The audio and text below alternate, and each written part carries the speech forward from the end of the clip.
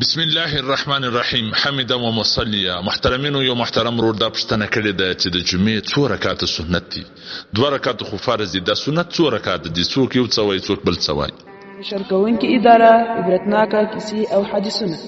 فتاوی حقانیه جلد نمبر 3 صفحه نمبر 246 هغه دا لیکلي دي چې د جمعې د لمانځه 2 رکعات خو فرض دي، 4 رکعات سنت مؤکده د فرض مانځه د مخه دي، 4 رکعات سنت مؤکده د فرض مانځه سبات کی، او داغه سبات کی 2 رکعات نور سنت مؤکده کې اختلاف دي، لیکن مفتابهی قول دادي ګور راجح او مفتابهی قول دادي چې د هغه قول افضل دي.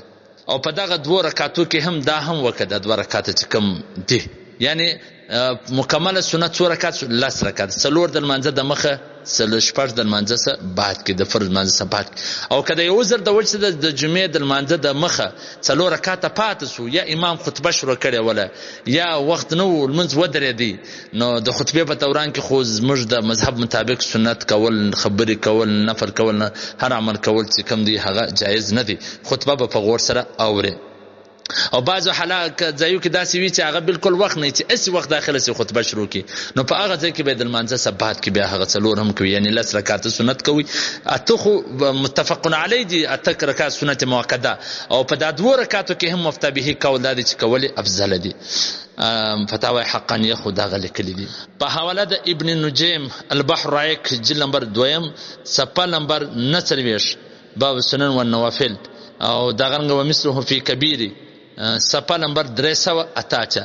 محترمینو، دا سنت کوي، دا نفل کوي، دا به د قیامت پر ورځ په کار درسي. دغه سستی او کمزوري مکوي چې نن سبا خلکو په سنت پسې هم لرګي راخصي، په نفل پسې هم لرګي راخصي دي. بالکل دغه زموږ د علما او مخته د ټولو حدیثو مجموعه پرته ولا.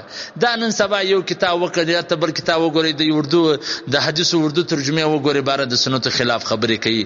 زموږ د مذهب د امام ابو حنیفه رحمه الله دغه وخت دا ټول فقها او مخته دا ټول مجموعه پرته وي په د حدیثو د هغه ډیر شری لیکلي دي، د بخاری شریف ډیر شری، د احناف لیکلي دي، او دا غرنګ د مسلم شریف لیکلي دي. دا ټول د حدیثونو دغه مخته د حدیثو مجموعه پرته و دغه فیصله کړې دي.